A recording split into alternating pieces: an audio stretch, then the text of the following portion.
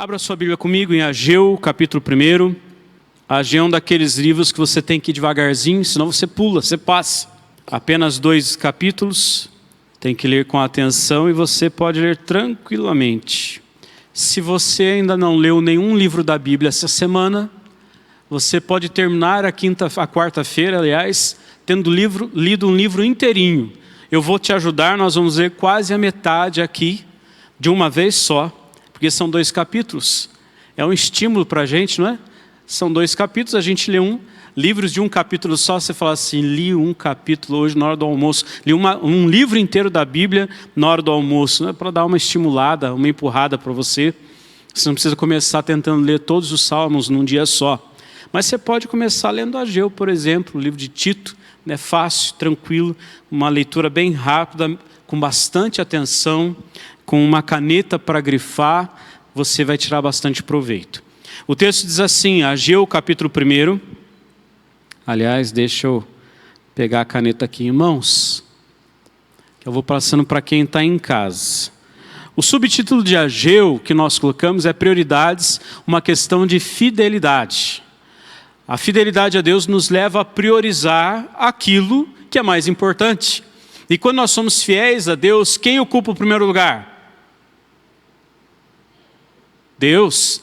Como diz o próprio Senhor Jesus, qual é o maior mandamento? Amar o Senhor teu Deus sobre todas as coisas. Este é o maior mandamento. Então, Ageu mostra para nós que a prioridade é uma questão de fidelidade. E diz assim o texto, capítulo 1, todo o capítulo. No 2º ano do rei Dario, no 6º mês, no 1º dia do mês, veio a palavra do Senhor por intermédio do profeta Ageu, a Zorobabel, filho de Salatiel, governador de Judá, e a Josué, filho de Josadaque, o sumo sacerdote, dizendo: assim fala o Senhor dos Exércitos, este povo diz, não veio ainda o tempo em que a casa do Senhor deve ser edificada. Veio, pois, a palavra do Senhor por intermédio do profeta Ageu, dizendo: acaso é tempo de habitardes vós em casas apaineladas, enquanto esta casa permanece em ruínas? Ora, pois, assim diz o Senhor dos Exércitos, considerai o vosso passado. Tendes semeado muito e recolhido pouco.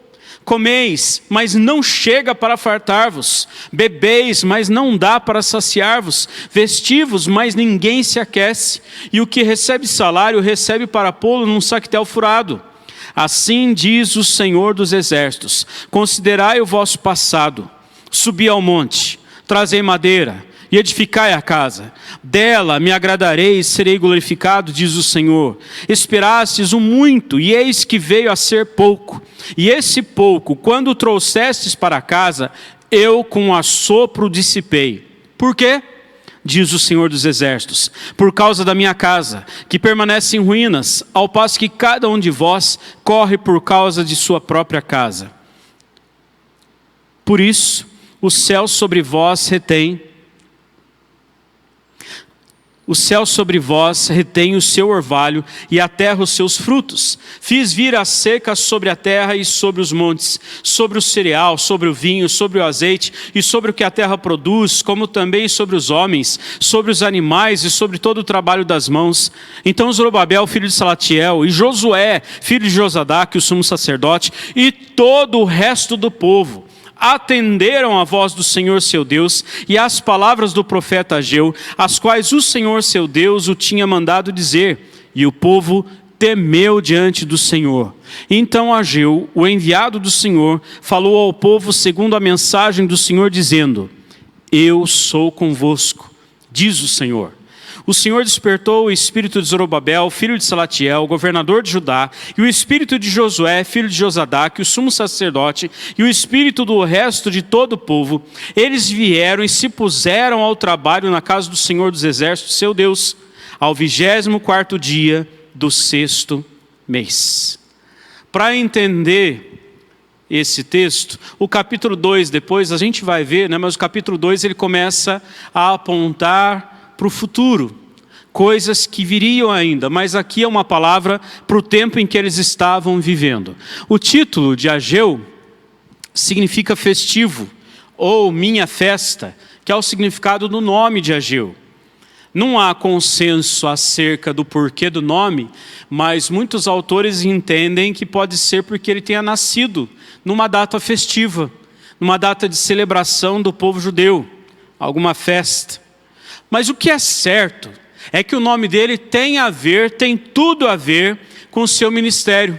Um ministério que constou de estimular o povo a terminar a reconstrução do templo, para então reiniciarem as celebrações, as festas religiosas do seu povo, do povo judeu. Então o nome dele tem a ver com isso. Ele foi alguém muito usado por Deus para estimular o povo, para terminarem a obra, para recomeçarem a obra que havia começado da reconstrução do templo, e aí então terem as festas comuns, normais, que Deus havia determinado para o seu povo. Sobre Ageu nós temos pouca coisa nas Escrituras. Ele é citado em Esdras, e tem um pouco que é dito no próprio livro que ele fala sobre ele, é o que nós temos aqui. O autor é o próprio profeta Ageu. Ele aparece várias vezes no livro, né, como mensageiro de Deus, alguém que está falando em nome de Deus. A gente vai ver isso também. Tem logo no início, capítulo 1, versículo 1, depois versículo 3, 12, 13, e no capítulo 2, 1, 10, 13, 14 e 20, também fala dele como autor do livro. Em Esdras também cita-o como autor do livro. Não há consenso sobre o nascimento e a idade de Ageu. Aqui vale uma observação interessante. Alguns autores entendem que Ageu tenha nascido em tempo de conhecer o templo de Salomão, antes deles serem levados cativos para a Babilônia. Alguns entendem assim. Outros entendem que ele nasceu na Babilônia, que ele não é tão velho assim. Quando ele escreve o livro, na descrição aqui, ele não seria tão velho. E aí ele foi, então, nascido na Babilônia, trazido, vindo para Jerusalém, e aí ele participa da reconstrução do segundo templo. Se isso aconteceu, ele não veio na primeira leva, porque eu não sei se você se lembra, vieram 2 levas da Babilônia para Jerusalém. Ele não veio na primeira leva, porque a primeira leva tem os nomes das pessoas que vieram. Se ele fosse uma pessoa mais velha, o nome dele estaria ali. Então, muito provavelmente, ele veio na segunda leva, com a segunda turma, em 537 a.C., para participar da reconstrução, para estimular o povo. Isso está lá em Esdras 2, esse registro dos nomes das pessoas que vieram. A data. Junto com Ezequiel e Zacarias, uma coisa interessante é que Ageu é um dos livros bíblicos com a data mais exata. Então a gente pode até dizer dia e mês, já convertendo para os nossos meses e os nossos dias em que o livro foi escrito, em que as profecias foram dadas, em que as palavras de Deus através de Ageu foram dadas. Tem data exata. Isso aparece no capítulo 1, versículo 1, no capítulo 2, versículo 1, versículo 10, versículo 20. 4 vezes em que ele fala, ali tem a data, tem um período. É interessante demais isso. Então, o seu ministério, ele acontece no 2º ano do rei Dario Estapes, é um segundo Dario que aparece, rei da Pérsia. Vai de 1º de setembro, isso é muito interessante, o ministério dele é um ministério curto, vai de 1º de setembro até 24 de dezembro de 520 a.C., menos de 4 meses. E aí o tempo de ministério dele, eu quis também chamar a atenção, porque a gente pensa que o trabalho profético de todos os profetas foram longos anos, né? Trabalho árduo, de muito tempo. O trabalho dele, de Ageu, foi curto. Após o decreto de libertação promulgado por Ciro, em 537 a.C., como eu já disse, a primeira leva dos judeus retorna debaixo da liderança de Zorobabel, que era o governador nomeado para Jerusalém, está em Esdras 2 e 3. Quase 50 mil pessoas no total voltam, e o povo começa a reconstrução do templo com autorização para isso. Só que essa reconstrução é interrompida em 534. Acaba que ela para, por intervenção ali, por ameaça dos samaritanos, a reconstrução do templo acaba parando, e eles acabam conseguindo a chancela oficial para impedir isso com o rei Cambises, 529 a 522 a.C. Então eles não só ameaçam, como o rei Cambises autoriza lá, decreta que pare a reconstrução do templo. Daí Dario começa a reinar. E quando ele começa a reinar, em 521 a.C., ele tem uma nova visão, como nós já vimos em Neemias e em Esdras. Ele tem uma nova compreensão, um novo jeito de governar e uma nova estratégia. Ele diz, gente, pode voltar para a terra de vocês e reconstruam o templo. Voltem às práticas religiosas de vocês. Aliás, clamem para o Deus de vocês nos abençoarem também. Era uma estratégia de manter o domínio, o governo, de deixar cada um no seu lugar, na sua terra, mas de continuar levantando os impostos, exercendo autoridade sobre eles e deixando prestar cultos. Então, Dario, ele autoriza, e não só autoriza, como ele protege a reconstrução do templo. Opa, pulei aqui. Isso. Ele protege a construção, ele garante que o templo poderia ser reconstruído, ele dá condições para isso, inclusive recursos para que eles façam isso. E daí, com a interveniência aqui de Ageu e Zacarias, foram os dois que estimularam a reconstrução do templo. Esse segundo templo, ele acontece pela força de Deus através de Ageu e Zacarias, que estimula o povo, que anima o povo, que fortalece o povo para a reconstrução. E essa ação profética de Ageu, como eu disse, dura pouquinho, menos de 4 meses. Se fizer conta aí, 1º de setembro, outubro, novembro, dezembro, dia 24. Uma semana para 4 meses foi o tempo da ação profética dele no meio do povo. E essa ação profética foi determinante para que o povo se sentisse animado, estimulado para reconstruir o templo.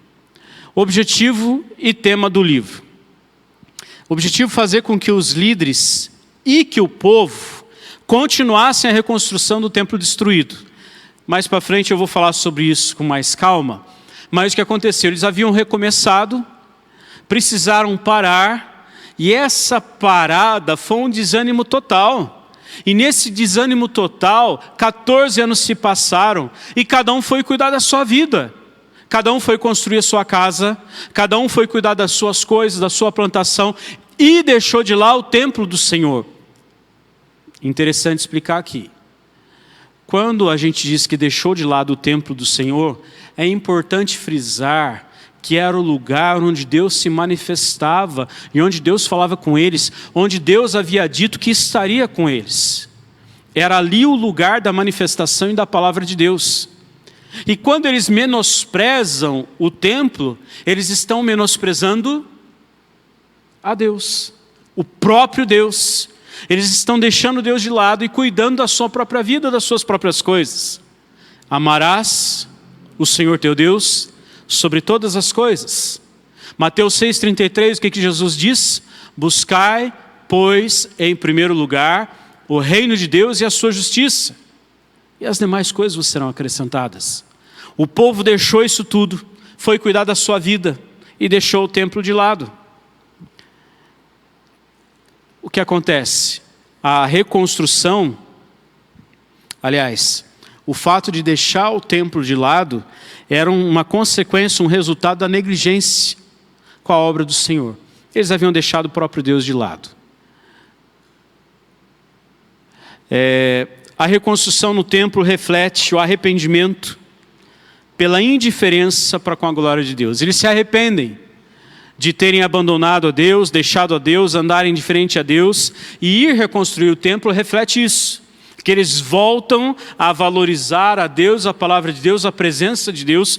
Por isso eles vão reconstruir o templo. Eles dão valor à glória de Deus, à fé nessa concessão definitiva das bênçãos que Deus havia prometido na aliança. Então eles vão reconstruir. É um sinal de obediência e de temor ao Senhor.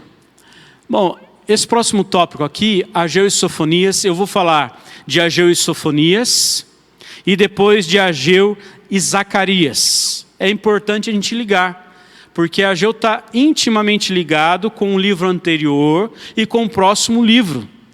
Se alguns livros nas Escrituras, no Antigo Testamento, eles não estão em ordem cronológica, Ageu está. Ele vem na sequência aqui de Sofonias e não é à toa. Então, no cânon, a profecia de Ageu, ela segue a de Sofonias como um cumprimento parcial da era pós-exílio. Havia a profecia, Sofonias desperta o povo, fala da situação trágica e parte do que foi prometido acontece em Ageu. Em Sofonias 3,18, que a gente viu na semana passada, Deus tinha prometido reunir os exilados e restaurar as suas festas, a alegria, a vida normal. Mas para que as festas fossem restauradas, precisava do quê? Do templo. O templo era fator primordial, principal, para que as festas voltassem, para que as festas forem restauradas. Então o templo precisava ser reconstruído, porque era a habitação do Senhor. Essa era a responsabilidade de Ageu nesse tempo, nesse momento.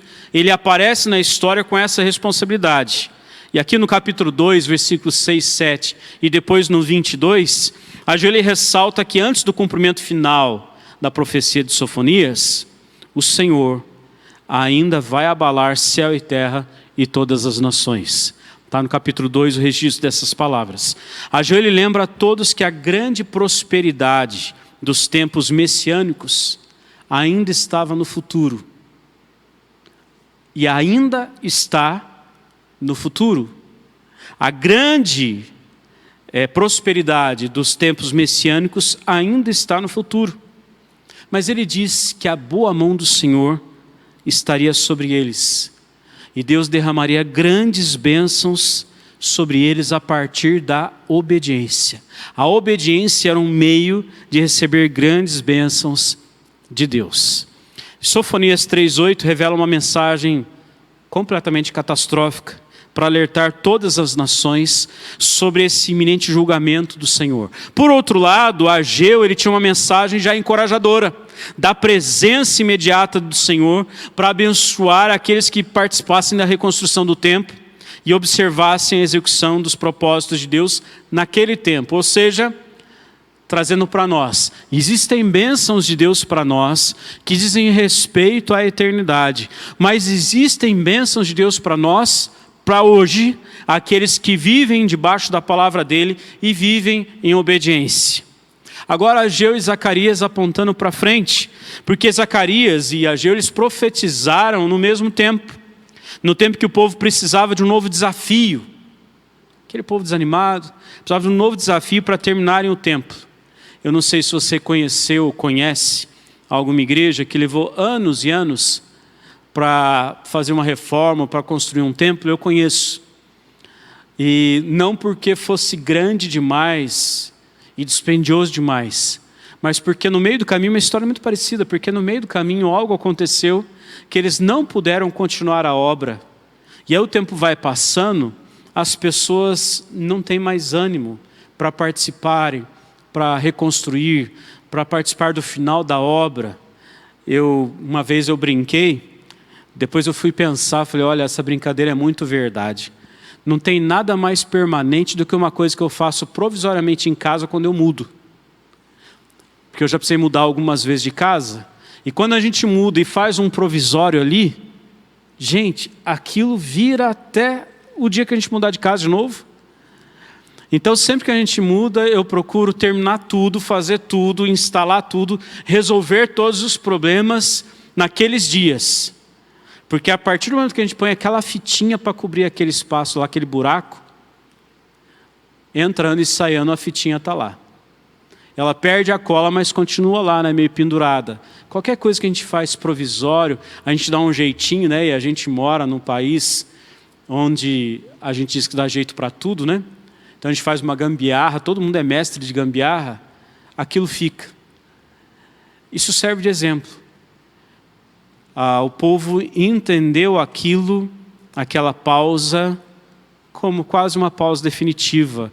Eles não viam mais forças neles, nem recursos para terminar a obra.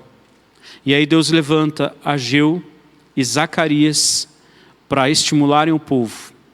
O tempo era de desânimo total, uma indiferença por parte dos líderes do povo. Os próprios líderes não queriam pôr a mão na massa. Os próprios líderes não queriam recomeçar. Pastor Jonas já falou isso aqui algumas vezes, se não quase todos os domingos. Então eu posso falar com tranquilidade que para a gente, além dos irmãos que estavam aguardando o dia da gente poder se encontrar, de nós podermos adorar o Senhor de novo aqui, juntos, presencialmente, um grupo de líderes precisou abraçar a causa e dizer, nós vamos, chegou a hora, a gente tem autorização, nós temos condições, nós cuidamos de tudo para poder voltar, então nós vamos voltar, vamos se reunir de novo. Nós vamos se reunir, porque senão, irmãos, o medo e o desânimo toma conta e a gente não sai mais de casa. Não é novidade para ninguém que muitos desenvolveram, isso está em estudo, muita gente falando sobre isso, muitos desenvolveram uma fobia. Um medo terrível de sair de casa para dar conta dos compromissos que tem, das obrigações que tem. Nós precisamos respeitar as ordens sanitárias, mas nós precisamos crer que Deus está no controle. E nós vamos ter que continuar vivendo para servi-lo, para abençoar pessoas, para cumprir a nossa função. Você está entendendo o que estou dizendo, né? Está fácil de entender? Alguém precisa vestir a camisa. Os líderes precisam abraçar a causa. E os líderes do povo, o desânimo tinha abatido, assolado o coração deles, que ninguém tinha ânimo para estimular o resto do povo, ninguém ia fazer a obra. E Deus levanta Ageu e Zacarias para isso. Então Ageu ele acaba se concentrando nessa apatia espiritual do povo, e Zacarias ele declarou grandes coisas que Deus faria no futuro. Ageu trabalha para o presente apontando para o futuro, e Zacarias aponta para o futuro aquilo que Deus daria, promessas para o futuro. O casamento do ministério dos dois é incrível, um completa o outro, e isso chega até nós hoje. Agora uma coisa interessantíssima do livro de Ageu, você poderia ler depois, com uma caneta ou um lápis na mão, e você fosse grifando uma expressão dele. Porque Ageu escreveu o segundo livro mais curto do Antigo Testamento. São só 2 capítulos, são apenas 38 versículos. Nós lemos, eu li pausadamente o versículo 13, quando tem aqui o sermão mais curto. Ele não só é o segundo livro mais curto, como tem também o sermão mais curto. Quando diz assim, eu sou convosco, diz o Senhor. Eu sou convosco. No hebraico são apenas 4 palavras, aliás 3 palavras. Eu sou convosco, diz o Senhor. Um sermão extremamente curto. Só que embora as mensagens fossem breves, elas eram profundas demais e poderosas demais.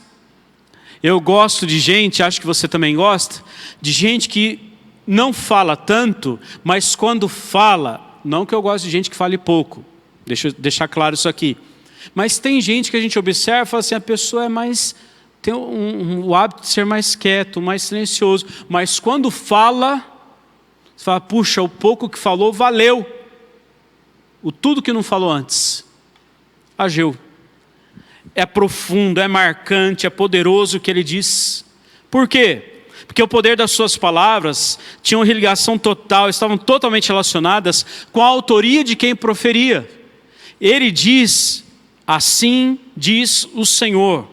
É uma expressão que ele usa repetidamente e você podia verificar lá na sua casa. Porque vai que eu inventei essa mentira aqui agora, você fala assim, não, eu vou ver se o pastor falou a verdade então. Anota aí, 26 vezes ele diz, assim diz o Senhor. Em apenas 38 versículos, 26 vezes ele diz, assim diz o Senhor. Ou seja, de quem vem a autoridade? Não é dele. Não era porque ele era eloquente, porque ele falava bem, porque ele se apresentava muito bem, não é porque ele tinha feito oratória, curso de oratória, não, é porque a autoridade estava em Deus e não nele. A palavra era de Deus e não dele, o despertar era de Deus e não dele. Então ele deixa claro a autoridade divina na sua mensagem. A autoridade de Ageu vem do próprio Deus, não era fruto das suas qualidades, eloquência e argumentação humana. Ageu foi um dos profetas mais bem sucedidos em termos de resultados imediatos. Como eu disse, em menos de 4 meses de trabalho, ele viu grande mudança e transformação no povo. Em menos de 4 meses, em 4 falas, em 4 profecias, ele vê a coisa acontecendo. É tão gostoso quando a gente aconselha alguém, e talvez você tenha provado disso já, de você orientar alguém, saber que é a palavra de Deus, você orienta conforme a palavra de Deus, e quando você olha no outro dia, a pessoa está vivendo aquilo. A pessoa tomou atitudes, tomou postura. Aquilo enche o coração da gente, que bênção, que coisa boa, que alegria ver isso. Você sabe que não é obra sua, não é do seu poder de convencimento, mas é obra do Espírito Santo de convencer a pessoa do pecado e daquilo que é certo, daquilo que é santo, daquilo que é justo.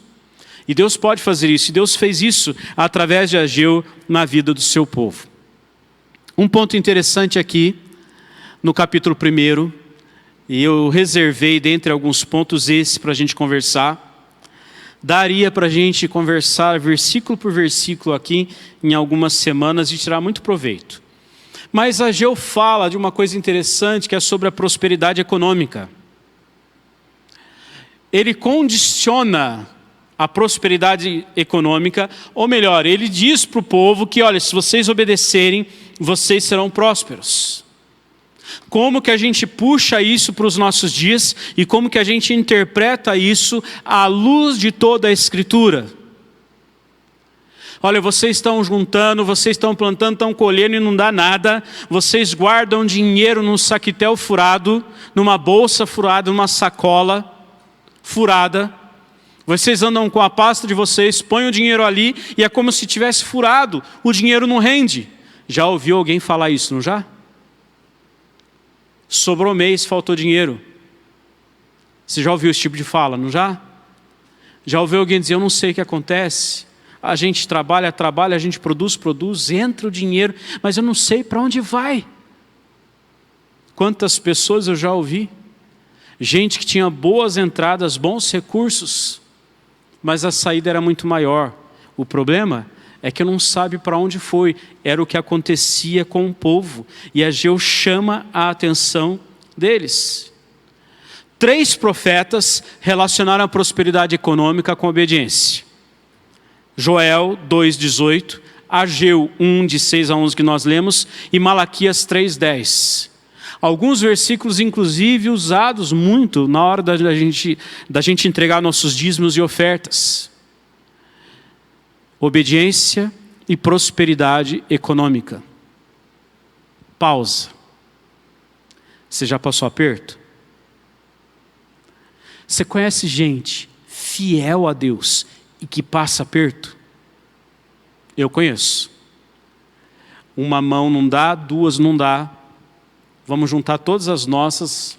Pode ser que dê o número de gente que eu conheça, que você conheça, que é gente crente, servo fiel a Deus e que passa aperto. Você fala assim, mas peraí, como é que fica isso agora? Então, esse fato ele é verdade como um princípio geral de causa e efeito. Provérbios fala isso, versículo 11, aliás, capítulo 11, versículo 14. É evidente que a obediência traz bênçãos para nós. Mas aqui está relacionado especialmente à aliança mosaica de bênçãos para a obediência. Levítico 26, 14 a 20. Moisés diz isso. Existe uma aliança mosaica para o povo de Israel, para o povo judeu. Se vocês forem obedientes, vocês vão provar disso. É uma coisa localizada a eles. Quando Ageu aplica esse padrão para o povo que está ouvindo, para o povo que vai reconstruir o templo, o que ele está dizendo é o seguinte: gente, o nosso Deus, Ele mantém aliança com o nosso povo, mesmo depois do exílio. Porque eles foram para o exílio, por que motivo? Por infidelidade, por idolatria, por afastamento de Deus. E Deus disse que pesaria a mão sobre eles. E eles continuam se afastando de Deus. E Deus avisa mais uma vez. E Deus então pesa a mão sobre eles. Eles provam do exílio na Babilônia. Passam períodos difíceis, terríveis. Isso aconteceu mais de uma vez. Havia também a promessa de bênção se eles fossem obedientes. Deu para entender causa e efeito? Simples. Vocês obedecem, vocês serão abençoados, porque Deus os havia separado para serem o povo dele, para refletirem a luz e a glória dele às nações. Quando Deus chama Abraão, Deus disse para ele: de ti farei bênção às nações. Em outra ocasião, a todas as famílias da terra. Você é para abençoar outros. E o povo de Israel ficou com eles. Esse foi um erro que eles cometeram. Um dos erros. Então, quando o Ageu promete aqui, ele diz: olha, a coisa não está dando certo porque vocês estão sendo desobedientes. Isso é verdade. É verdade que muitos que são do Senhor provam de situações muito difíceis por causa da desobediência. É verdade. Mas também é verdade que muitos que são fiéis a Deus também provam de situações difíceis. Provam de momentos difíceis, de dificuldades financeiras. Então é de suma importância observar muitas exceções que nós temos, tanto no Antigo quanto no Novo Testamento. Porque esses 3 profetas falam de coisas específicas para o povo de Israel, como consequência da aliança mosaica. Agora, nós encontramos em todas as Escrituras, Deus abençoando pessoas, tanto na adversidade, tanto na escassez, quanto na prosperidade. Sempre com o objetivo de amadurecer as pessoas, sempre com o objetivo de atingir o alvo, que é crescer no coração, que é aumentar a fidelidade, a dependência do Senhor. Quem esteve aqui ou acompanhou pela internet, ou não viu, pode ver depois a aula de domingo de manhã, quando nós estudamos a carta de Jesus, através de João e Apocalipse, à igreja de Esmirna, vê isso. A igreja de Esmirna era uma igreja extremamente pobre. Só que Jesus ressalta a fidelidade daquele povo. Jesus não aponta uma falha sobre aquela igreja. E era extremamente pobre. A bênção de Deus estava sobre eles. Mais ainda, o alerta era: gente, vai piorar um pouco mais. Vocês serão presos e muitos serão mortos. Mas permaneçam fiéis, por causa da coroa da vida. O próprio Senhor Jesus, o que ele diz para os seus discípulos? Quando muitos, ouvindo o discurso dele, saem de perto, não se sentem atraídos por ele, ele vira para os discípulos e pergunta: e vocês? Vocês também não querem ir embora? Porque alguns iam, muitos, aliás, foram atrás dele para comer pães e peixes. Tinham provado aquilo, vida boa, tranquilo, fácil. Eu até aturo o discurso dele porque ele fala gostoso, eu vou ouvir. Mas o melhor depois, o melhor é depois que vem a comida. Jesus, ele confronta os seus discípulos e ele fala: olha, gente, eu não tenho onde reclinar a cabeça. Eu não tenho onde reclinar a cabeça. Vocês querem mesmo me seguir? Só para ficar claro, que a prosperidade material, financeira, ela não é uma promessa para aquele que segue a Jesus Cristo. Não é. Ela pode acontecer. E quando Ageu coloca aqui, ele está dando uma palavra específica para o povo naquela ocasião. Vocês estão empobrecendo, vocês comem e não se fartam, vocês bebem e não se saciam, vocês se vestem e não se aquecem. Foi um alerta que Deus deu para eles. Um alerta. Formas de Deus chamar a atenção deles. E eles não atentaram que era Deus fazendo aquilo, porque eles haviam abandonado o próprio Deus. Então guarda isso. Isso é uma palavra para quem é do povo do Senhor. Para quem é de Deus. Serve para nós. Vale a pena a gente rever a nossa vida. Você conheceu gente, com certeza, que tudo que fazia não dava certo, a coisa nunca avançava. Nunca avançava. E a pessoa tenta e não avança.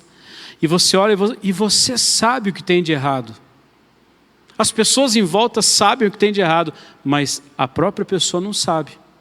Ela não enxerga, ou melhor, não reconhece o seu erro. Daí serve esse princípio. Corrige. Corrige a sua vida para você ter chance de melhorar. É o que Ageu está dizendo aqui para o seu povo. Partindo para o final, mas é um final mais longo, as divisões do livro.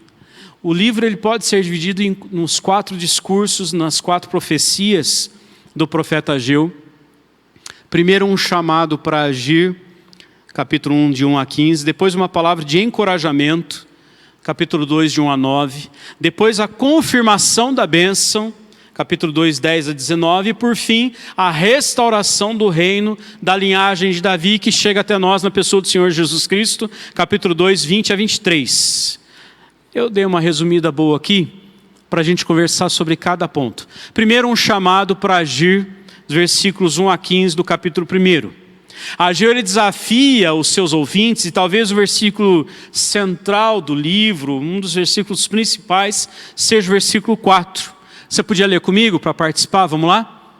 Acaso é tempo de habitardes vós em casas apaineladas, enquanto esta casa permanece em ruínas? Versículo chave. Vocês estão cuidando das coisas de vocês? Vocês não acham que está na hora de colocar Deus em primeiro lugar? De priorizar a vida com Deus, de buscar a Deus, de reconhecer quem é o Senhor? O povo tinha tempo de sobra para cuidar dos seus próprios interesses, mas não tinha tempo para terminar o templo do Senhor. Não vou nem dar exemplo para nós hoje. Não precisa. Concorda comigo? Gente que tem tempo de sobra para tudo, menos para colocar em ordem a vida com Deus. Ageu ele confronta o povo com essa situação que eles estavam vivendo naquele momento. A situação é difícil.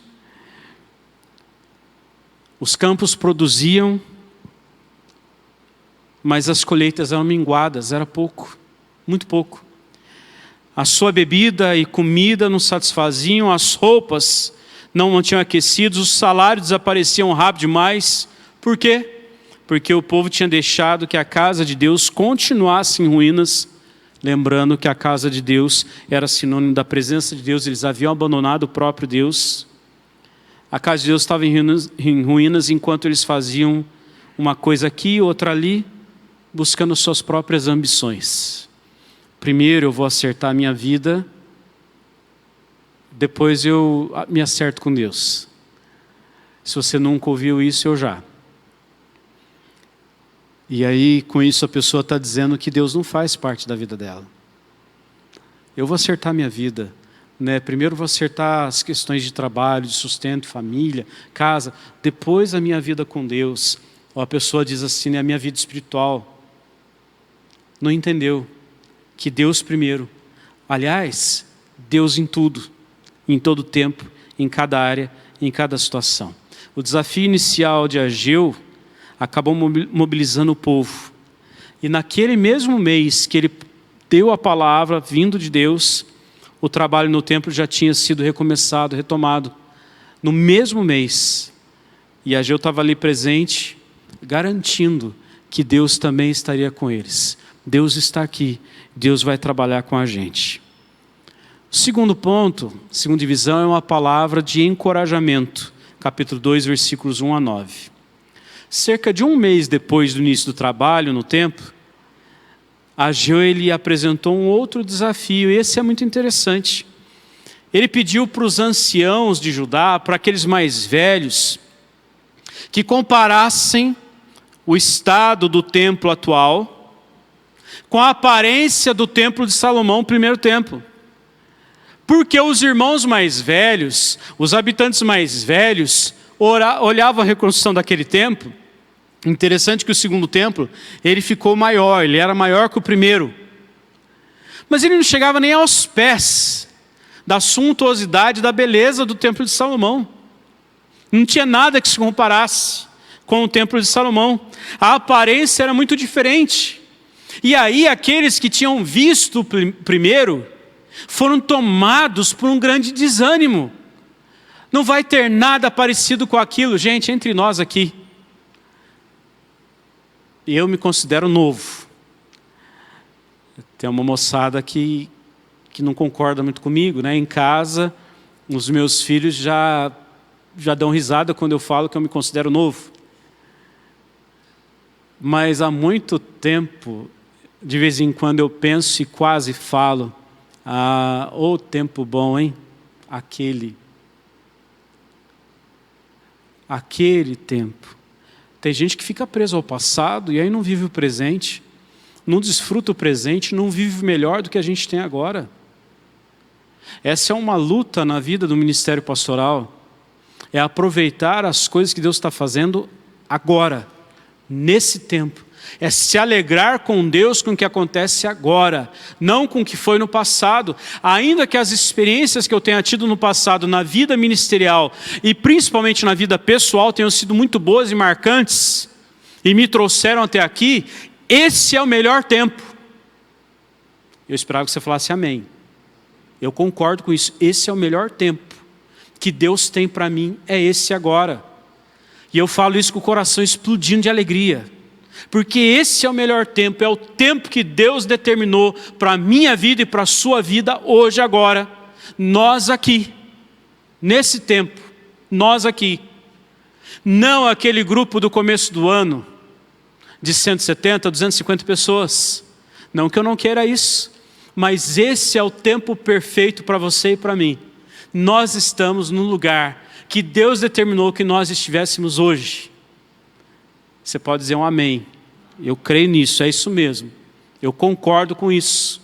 Deus escreveu esse meu dia. E Ele determinou isso. E eu estou debaixo da vontade dEle. E glória a Deus por isso. Ah, como eu me alegro com isso.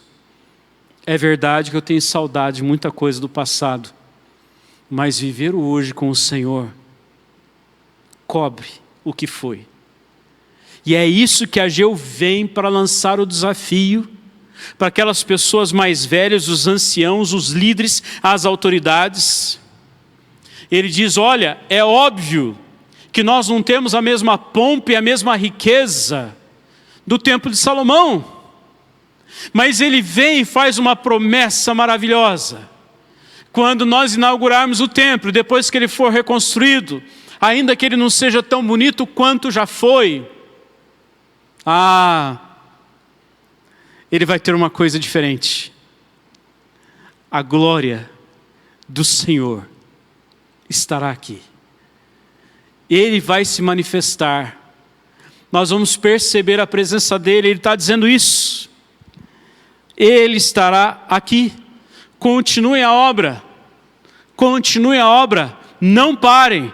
Não para a vida com Deus. Porque Deus está presente. O Espírito de Deus está em nós. E esse é outro ponto importante. O Espírito de Deus, ele estava com eles. O Senhor faria com que a glória do novo tempo fosse maior do que o primeiro. Não em beleza, não em suntuosidade, não em riqueza, mas por causa da presença dele. Ao longo da história, meus irmãos, o templo de Deus de fato tem aumentado em glória. Ao longo da história, até hoje. A igreja é o templo de Deus. E o Espírito de Deus habita nela. 1 Coríntios 3,16 fala isso. Cada cristão é um templo do Espírito Santo. Você é um templo do Espírito Santo, eu sou um templo do Espírito Santo.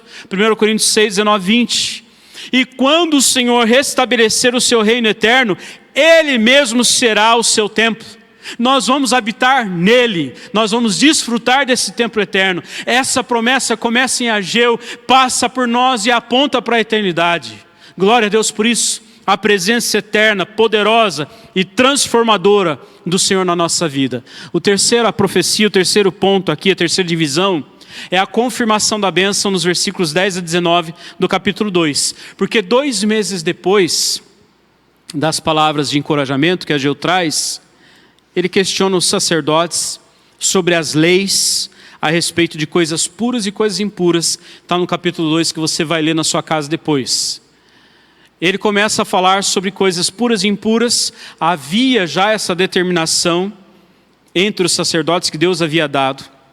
E ele fala assim, se um homem estivesse levando carne santa na sua veste, carne dedicada, para o sacrifício, carne que foi oferecida lá, e a sua veste tocasse uma outra comida, essa outra comida se tornaria santa? Os sacerdotes responderam, não. Porque havia a compreensão de que uma coisa consagrada a Deus, tocada em outra coisa, tornaria aquilo santo, mas no terceiro objeto não mais. Então Ageu perguntou, E o que acontece se uma dessas coisas tocasse alguém impuro? Elas se tornariam impuras? É uma coisa santa, tocou em alguém impuro. Esse impuro vai se tornar, essas coisas vão se tornar impuras? E os sacerdotes responderam que sim, claro. Uma coisa impura foi tocada com uma coisa pura, vai se tornar impuro. Uma coisa contaminada, tocou uma coisa que estava preservada, contamina tudo. E aí ele diz, assim é este povo, e assim esta nação. Assim é toda a obra das suas mãos, e o que ali oferecem, tudo é imundo. Por quê? Porque eles trataram da reconstrução do templo, se alegraram porque iam provar da presença de Deus, mas eles não cuidaram deles mesmos, do coração, da vida de santidade. O povo achava que se tornaria santo se construísse em suas casas perto do templo. Vamos construir aqui perto do templo e a gente vai ficar santo porque nós estamos perto do templo. Só que ao invés disso eles profanavam o templo por causa do viver impuro deles, uma vida impura. E hoje, meus irmãos, como que funciona hoje? Tem gente que acha que se elas passarem todo o tempo na igreja, quanto mais elas estiverem na igreja, mais eles serão santos, mais a vida vai ser santificada. Isso não é verdade. Não é por estar perto de uma coisa boa. Você precisa entrar na presença do Senhor, precisa tratar o seu coração. Apesar do pecado de Judá, Deus determinou que ia abençoar o povo. Foi uma determinação de Deus, eu vou abençoar vocês. Ele mandou que marcassem no calendário, nos seus calendários lá, porque as bênçãos iam começar imediatamente. Eu vou abençoar já. Ainda que vocês estejam em pecado, ainda que vocês estejam distantes, ainda que tenha muita coisa para acontecer, eu vou começar a abençoar vocês agora. E o favor de Deus ia encorajar o povo a continuar o trabalho no templo. Deus começa a abençoá-los quando eles começam a reconstruir o templo. Eles já vão provando disso, das bênçãos de Deus, logo no início da reconstrução. E a última divisão, e nós vamos terminar aqui, é a restauração do reino na linhagem de Davi. E aqui parte da cristologia no livro de Ageu nós encontramos nesses versículos de 20 a 23, e eu quero lê-los. Ageu 2, de 20 a 23, eu não trouxe na projeção. Diz assim: veio a palavra do Senhor segunda vez a Ageu, ao 24º dia do mês, dizendo: fala a Zorobabel, governador de Judá, farei abalar o céu e a terra, derribarei o trono dos reinos e destruirei a força dos reinos das nações. Destruirei o carro e os que andam nele, os cavalos e os seus cavaleiros cairão, um pela espada do outro. Naquele dia, diz o Senhor dos Exércitos, tomar-te-ei, ó Zorobabel, filho de Salatiel, servo meu, diz o Senhor, e te farei como um anel de selar, porque te escolhi, diz o Senhor dos Exércitos.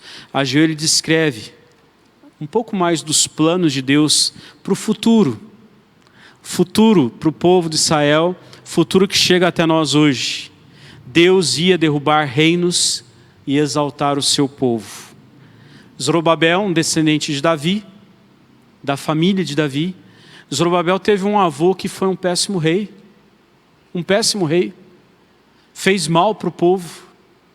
Deus pesou a mão sobre o povo por causa do avô de Zorobabel. Mas a palavra que vem a Zorobabel, que era descendente de Davi, seria a restauração, um servo especial de Deus para aquele povo. E Deus ia fazer isso. Deus ia estabelecer o reino da linhagem de Davi outra vez. E esse reino chega na pessoa do Senhor Jesus Cristo, descendente de Davi. Talvez a ligação de Zorobabel com a linhagem de Davi tivesse dado grande esperança para o povo sobre a vinda do Messias. Vamos reconstruir o templo esperando a vinda do Messias. Nós, cristãos, nós vemos o cumprimento final dessa profecia em Jesus Cristo. Lucas 1, 32 e 33. Um descendente de Davi por meio de Zorobabel. Deus restaura a linhagem na pessoa de Zorobabel. E o povo se sente muito abençoado, fortalecido, animado para isso. Espero que Deus tenha fortalecido seu coração, te animado, quem está em casa, quem vai nos assistir depois, que você seja muito revigorado com a presença de Deus, lembrando que nós precisamos cuidar das prioridades. Deus em primeiro lugar. Deus em primeiro lugar. Nossa vida no Senhor, porque o resto Ele vai organizar. Ele mesmo organiza. Está difícil de organizar a vida? Ponha o Senhor no centro. E Ele estabelece a ordem do resto. E isso é muito bom. Isso alegra o nosso coração. Isso glorifica a Deus. E isso edifica a igreja. Amém? Vamos orar. Se você pode, coloque-se em pé. Vamos orar e receber a